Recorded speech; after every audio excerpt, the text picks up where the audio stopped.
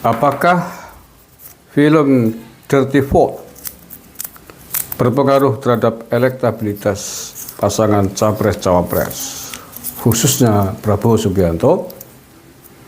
Ya, menurut saya berpengaruh, sangat berpengaruh, yakni akan membuat semakin solid pendukungnya Prabowo, dan kemungkinan besar akan terjadi migrasi besar-besaran dari kubu 01 dan 03 ke kubunya Prabowo atau 02. Mengapa demikian? Karena film itu jelas-jelas menuduh pemerintahan Jokowi sebagai pihak yang melakukan kecurangan terhadap atas Pilpres yang akan berlangsung 2 hari yang akan datang ini.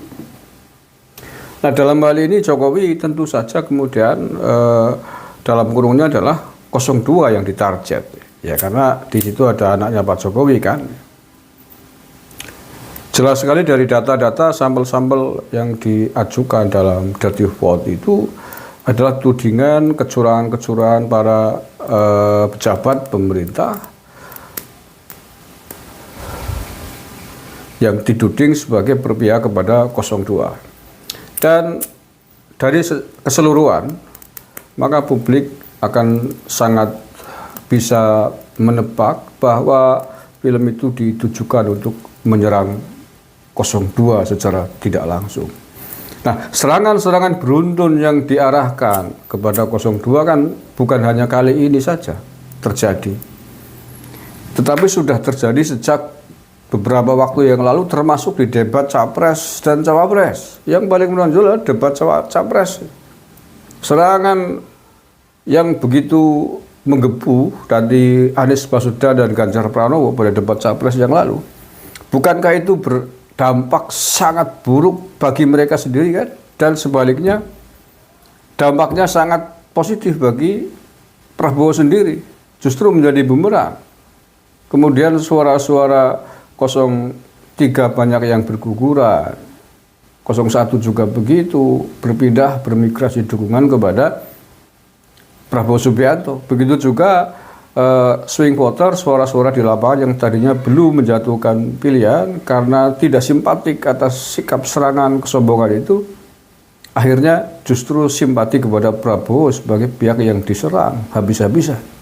Dan oleh karena itulah kemudian surveinya 02 semakin ke sini semakin tinggi, bahkan mencapai 51% lebih, ada yang 52%. Dan sebaliknya, survei 03 anjlok terus, karena dianggap sebagai sebuah sikap yang sombong, sikap yang kemelindi cara wong Banyumas gitu ya, keminter gitu. Ya, sikap serangan-serangan itu justru tidak berefek untuk elektabilitasnya sendiri, malah justru bumerang menguntungkan lawan politiknya. Nah, oleh karena itulah Dirty Vote ini pun menurut saya begitu. Apalagi ini politis diluncurkan di hari tenang. Menurut saya efeknya malah positif bagi 02. Selain mereka timnya menambah jadi lebih solid, justru orang-orang yang tadinya mungkin sudah di 03 atau sudah di 01 mungkin malah justru akan berpindah berbondong-bondong ke 02 demi membela 02 karena kasihan, karena iba simpatik yang terus-terusan diserang dengan berbagai macam cara gitu, menghalalkan segala cara termasuk dengan cara film ini di hari tenang itu loh. Yang tidak simpatik sebenarnya film ini kan diluncurkan di hari tenang itu saja. Kalau data-data yang mereka gunakan kan sebenarnya bukan data baru, sudah berkali-kali sekian lama menjadi santapan publik di media-media sosial ya, termasuk tuduhan kecurangan bansos, tuduhan bansos digunakan oleh Jokowi untuk kampanye dan lain sebagainya. Itu sudah bukan hal baru lah ya. Hanya kemudian disusun dari depan sampai akhir. Pihaknya 02 mendapatkan serangan yang bertubi-tubi dari berbagai cara. Nah, efek inilah yang menurut saya justru berpengaruh positif bagi 02. Dan saya kira kan tidak mungkin survei kan udah tinggal 2 hari lagi. Saya kira publik justru akan semakin simpati dengan 02 akibat serangan Dirty Move itu. Dirty Move.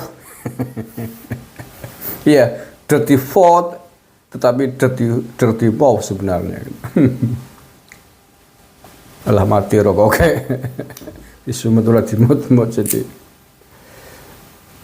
Nah kemudian ingin saya sampaikan juga, mereka di film Dirty Movie itu, Dirty Vote itu menggambarkan bahwa sejumlah kepala daerah, baik gubernur maupun bupati wali kota, yang mereka diangkat atas surat keputusan presiden, karena undang-undangnya begitu ya, itu dianggap di framing sebagai sebuah data yang menyebabkan pemilu ini curang, karena di framing dianggap mereka akan menjalankan perintahnya Jokowi untuk kepentingan pilpres ini. Kalau logikanya seperti itu, maka jangan salahkan juga kalau orang juga memakai logika Anda, logika kalian ini yang di Dirty Movie ini. 3 orang ini, Mbak Fitri CS ini, kalau kemudian juga menggunakan logika yang sama seperti kalian berlogika, yakni bahwa orang hari ini tahu kalian bertiga ternyata adalah mantan anak buahnya Pak Mahfud MD, bahwa kalian adalah satu tim dengan Pak Mahfud MD dalam tim reformasi hukum yang dibentuk oleh Kementerian Politik Hukum dan Keamanan di bawah Dewan Arahan, yang dimana di situ Pak Mahfud MD adalah ketua Dewan Pengarah. Kalian bertiga adalah anggotanya. Wah, ini curang ini pemilu, karena sekian ratus gubernur wali kota adalah pejabat yang diciptakan oleh Pak Jokowi atas surat keputusan presiden. Maka sekali lagi, Anda juga, wah ini orang-orangnya Mahfud MD ini, pasti ini bekerja untuk Mahfud MD. Kan bisa begitu anggapan orang, kalau logika yang sama dipakai. Nah, kan orang sekarang tahu siapa kalian, ternyata pernah jadi satu tim dengan Pak Mahfud MD di tim reformasi hukum bentukannya Pak Mahfud MD. Belum lama itu bekerja sejak Mei 2023 sampai berlaku akhir Desember 2023. Kemarin 2 bulan yang lalu kan, artinya kan masih intens dengan Pak Mahfud MD, sudah pada proses kampanye itu. Oke, itu saja saya kira ya. Sekali lagi menurut saya pengaruhnya malah positif bagi 02. Nggak usah panik gitu. Pengaruhnya positif karena itu dimaknai sebagai sebuah serangan yang bertubi-tubi kepada 02, kepada Pak Jokowi, maka dampaknya justru orang akan simpati kepada Pak Jokowi, simpati kepada 02. Percayalah, kita akan lihat besok 14 Februari. Terima kasih. Assalamualaikum warahmatullahi wabarakatuh. 3 orang ini satu tim dalam kelompok kerja reformasi sektor peraturan perundang-undangan yang diketuai oleh Susi Dwi Haryanti. Sekretarisnya adalah Asisten Deputi Koordinasi Materi Hukum, Deputi Bidang Koordinasi Hukum dan HAM Kemenko Polhukam. Nah, dalam tim ini Mbak Fitri CS tidak hanya sendirian, tidak hanya 3 orang itu, tapi ada beberapa nama yang lain.